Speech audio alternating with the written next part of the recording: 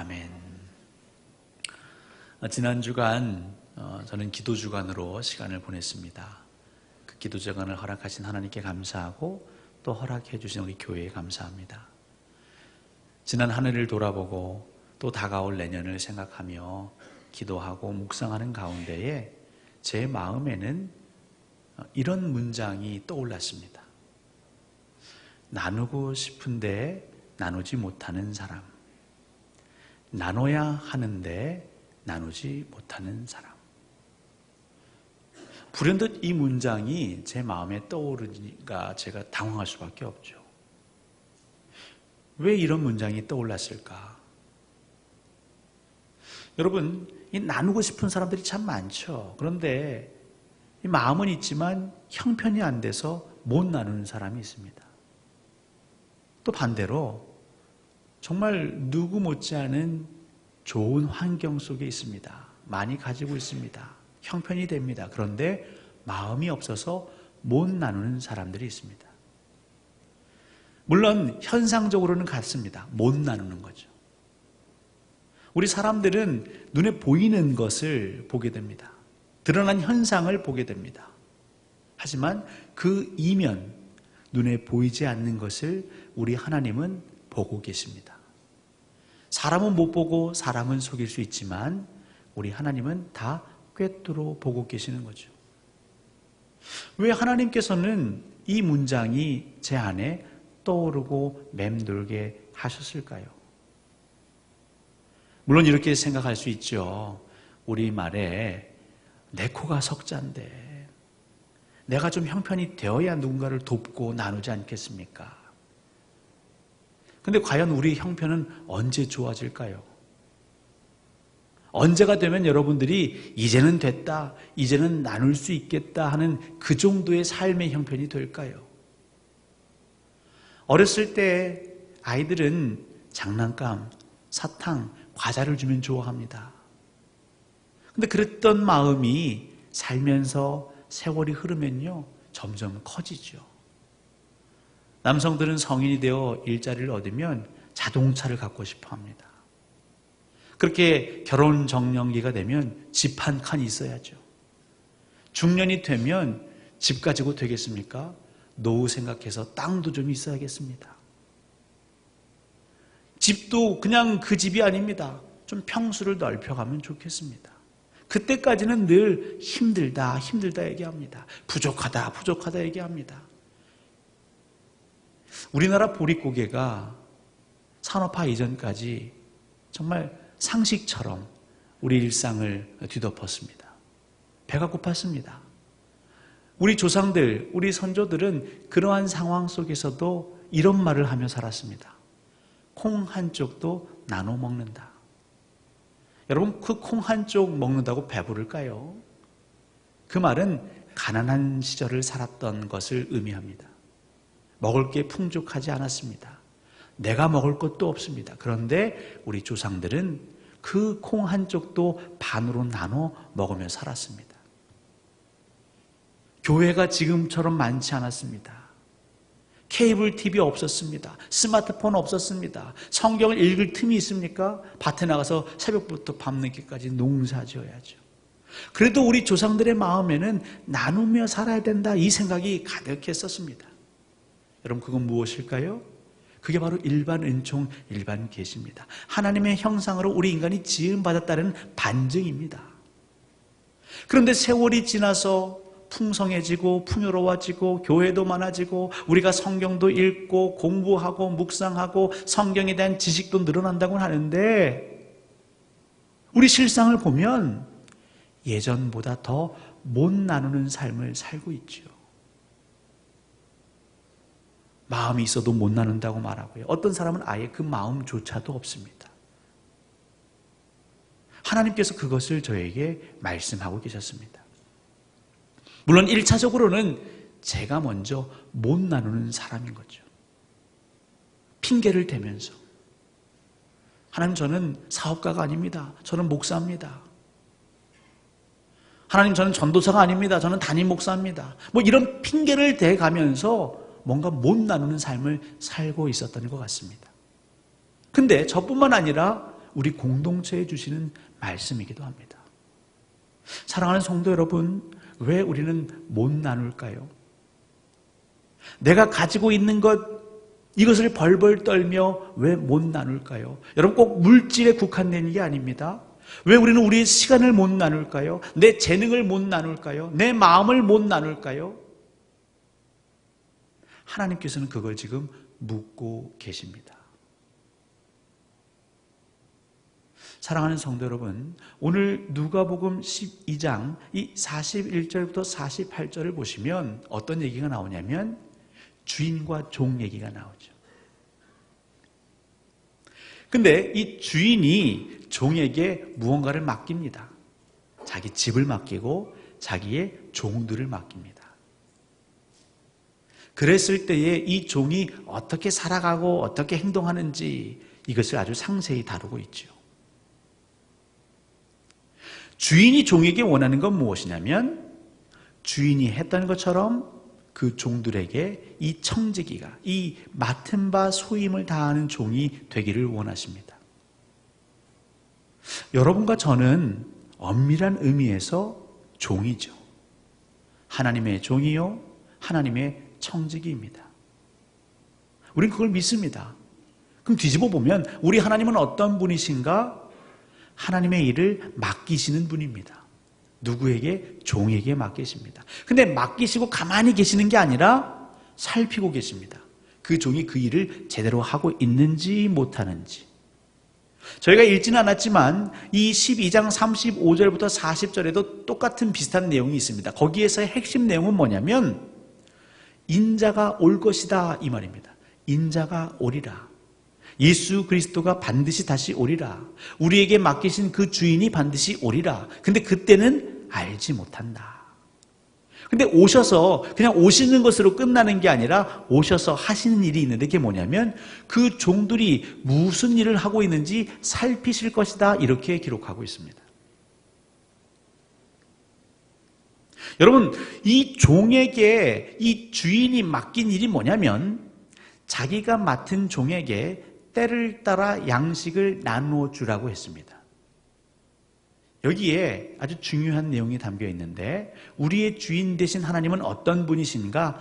때를 따라 양식을 먹을 것을 나누어 주시는 분이십니다. 여러분, 때를 따라 이 말은 뭡니까? 필요에 따라.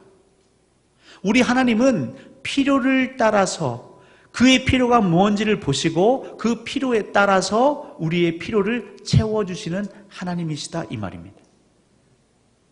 그게 저와 여러분이 믿는 하나님이십니다. 하나님이 하시는 일이 그 일이십니다. 그리고 그 일을 누구에게 맡기셨습니까? 종에게 맡겼습니다. 그러니까 종은 어떤 일을 해야 되냐면 필요를 봐야 합니다. 때를 봐야 합니다. 대부분의 사람들은 자기의 필요만 봅니다. 나의 때만은 구합니다. 근데 하나님은 그 종들에게 맡기시며 우리 주변에 내 형제 자매들의 필요를 보고 그 때를 보라고 말씀하십니다. 우리가 직장을 다니거나 어떤 조직에 있을 때에 사장님이 됐든 그 대표가 됐든 리더가 됐든 이런 표현을 하죠. 여러분, 주인의식을 가지고 사십시오. 여러분이 어떤 일을 하든 정말 주인처럼 그 일을 감당하시면 좋겠습니다. 근데 그 얘기가 여러분이 주인입니다. 여러분이 주인 행세하십시오. 여러분들이 마음껏 결정하시고 마음껏 지출, 재정 사용하시고 이런 얘기가 아니죠.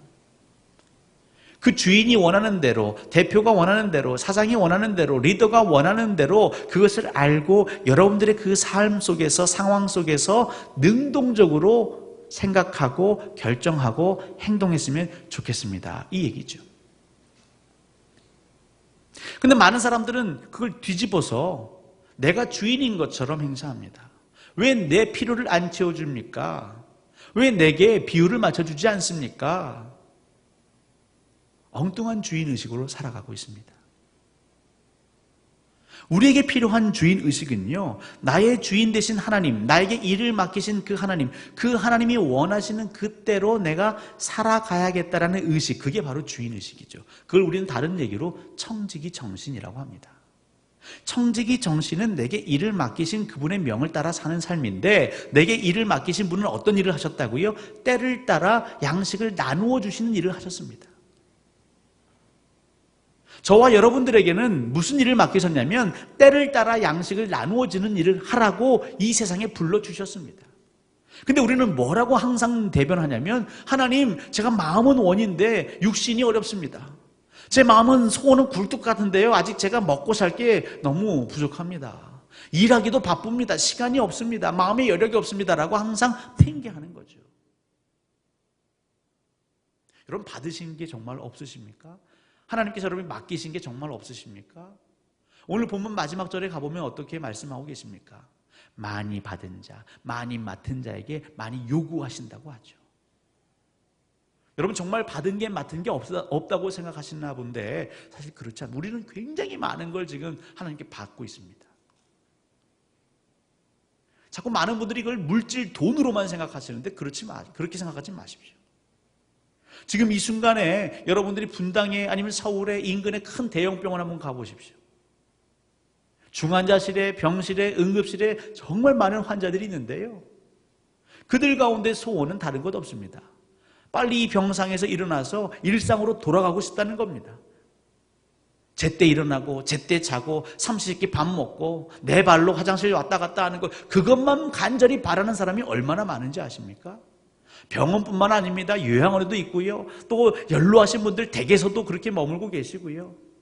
어떤 사람들은요, 간절히 평생의 소원이 무엇이냐면 내 사랑하는 가족들 내 눈으로 보고 싶다는 겁니다. 볼 수 없는 사람들은 그게 늘 마음의 한입니다. 보고 싶은 거죠. 하나님이 지으신 세계를 보고 싶은 겁니다. 밤하늘의 별을 보고 싶은 겁니다.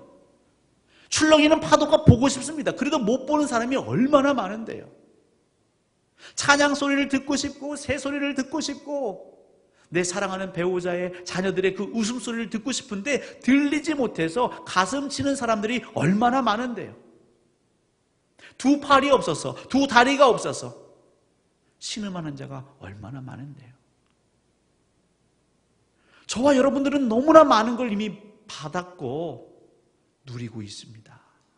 근데 우리는 한결같이 말하죠. 하나님, 부족합니다. 저 없습니다. 그래서 결론은 못 나누겠습니다.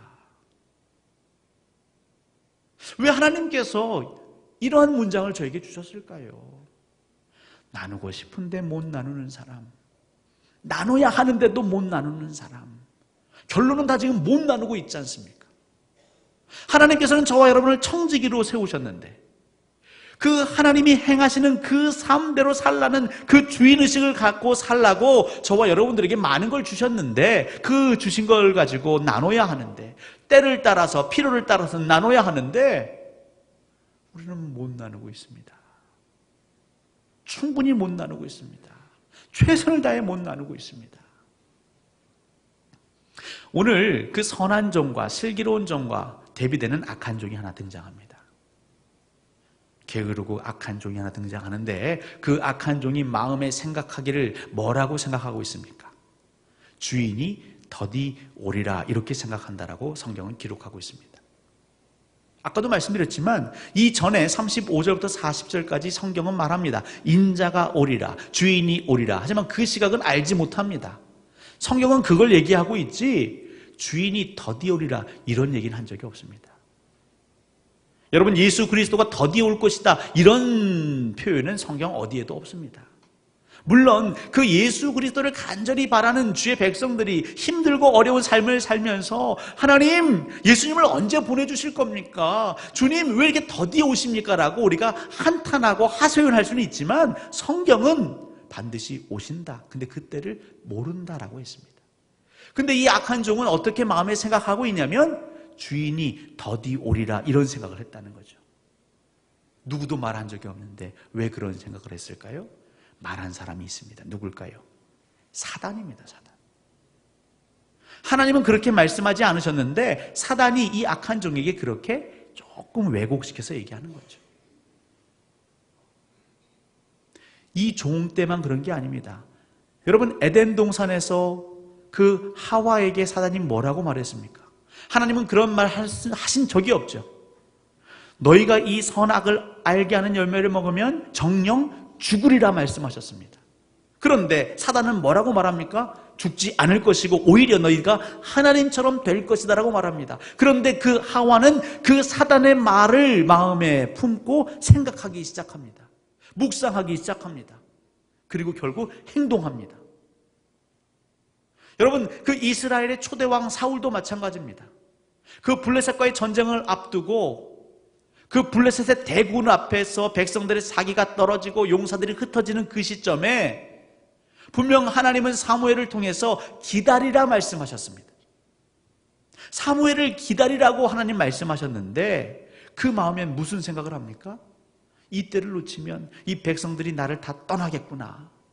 전쟁에서 패하겠구나. 여러분, 그 말, 그 생각은 누가 심어준 겁니까? 사단이 심어준 거죠. 여러분, 왜 우리는 못 나누고 있습니까? 우리를 향해서 계속 사단이 우리에게 마음을 심어줍니다.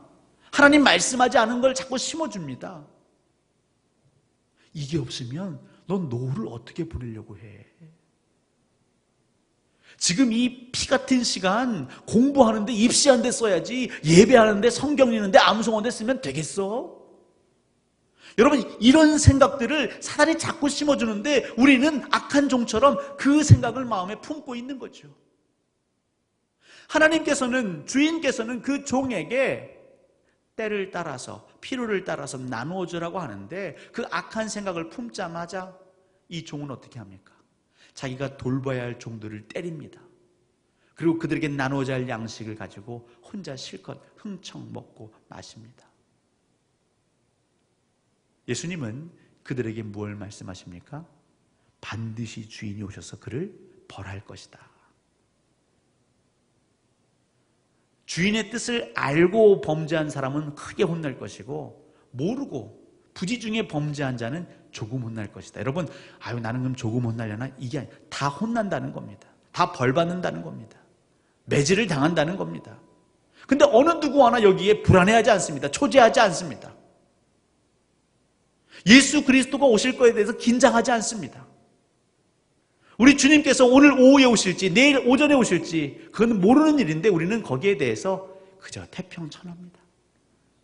내 계획이 중요하죠. 내 삶의 원대한 계획이 중요합니다. 죄송하지만 저와 여러분들은 어느새 우리가 모르는 사이에 슬기롭고 지혜로운 종이 아니라 악한 종이 돼버리고 있는 거죠. 하나님께서 나누라고 주신 걸 가지고 우리는 나누지 못하고 엉뚱한 데 쓰고 있는 것입니다. 하나님이 나의 주인 되신 것이 아니라, 하나님이 원하시는 그 주인됨으로 우리가 살아가는 게 아니라 그냥 내 욕망이, 내 생각이, 내 경험이 주인되어 살아가고 있는 거죠. 그러면서 우리가 청직이라고 우리 스스로 말할 수 있을까요? 여러분에게 한 사람을 소개하려고 합니다. 저드슨 반 드벤터라는 사람인데요. 이 사람은 미국 사람이고요. 어렸을 때부터 미술, 그림 그리기가 너무 좋아서 나중에 회고하기를 나에게 미술은 그림 그리기는 우상이었다라고 말한 사람입니다. 그림이 너무 좋아서 좋은 선생님을 찾아다녔고요.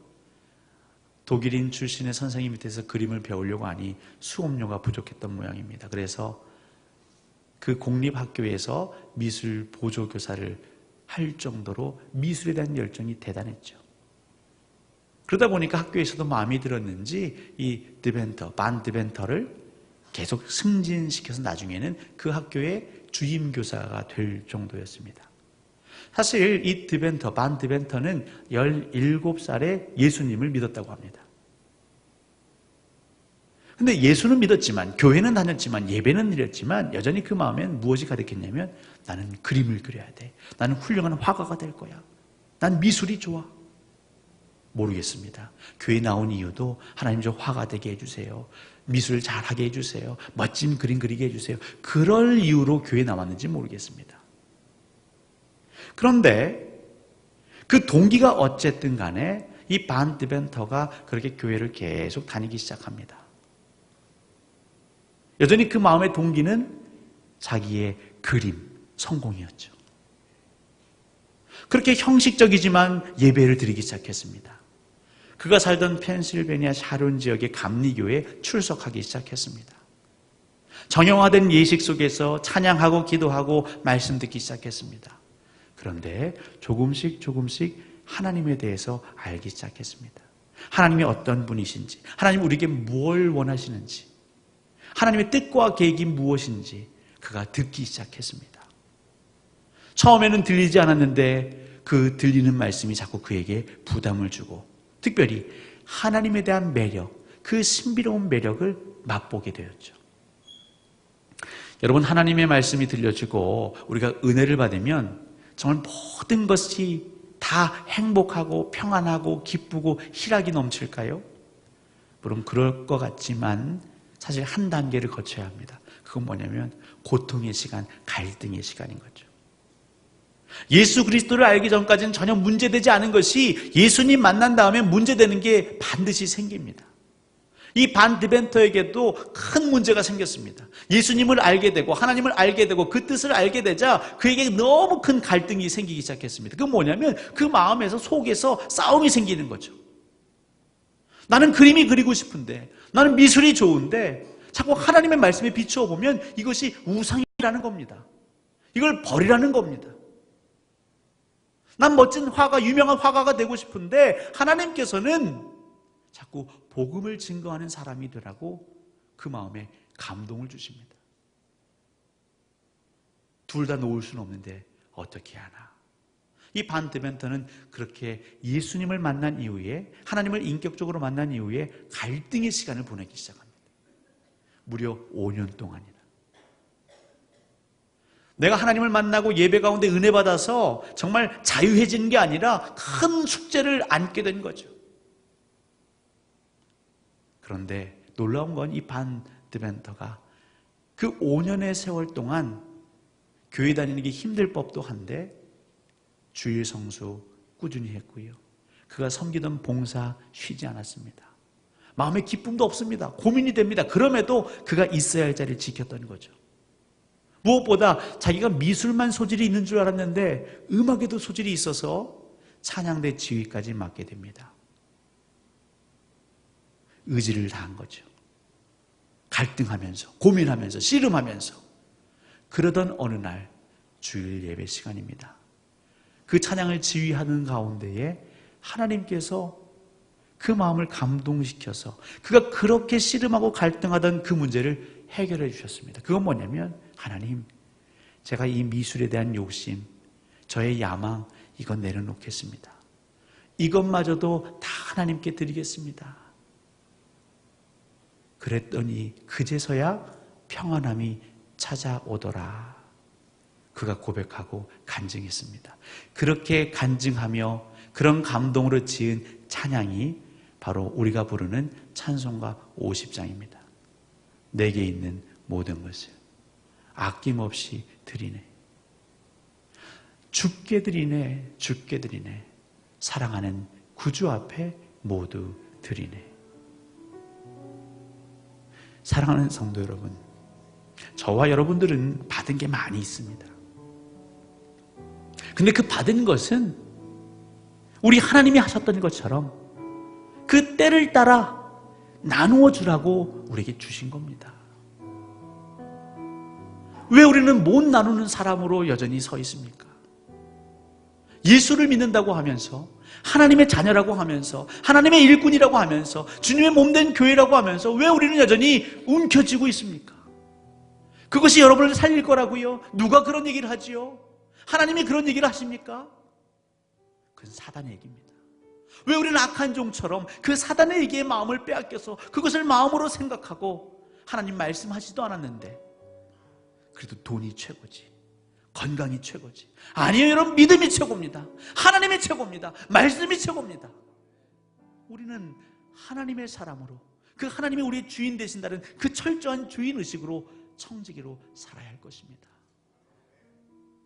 여러분, 이 결단을 담아서 반 드벤터처럼 비록 이 시간 여러분 안에 평안이 없고 고민이 되고 갈등이 되지만 우리 찬양으로 하나님께 영광 돌렸으면 좋겠습니다.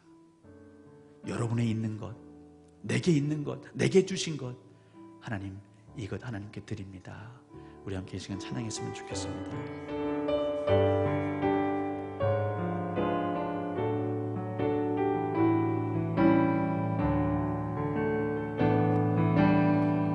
내게 있는 모든 것을 아낌없이 드리네. 사랑하고 의지하며 주만 따라 살리라. 주께 드리네.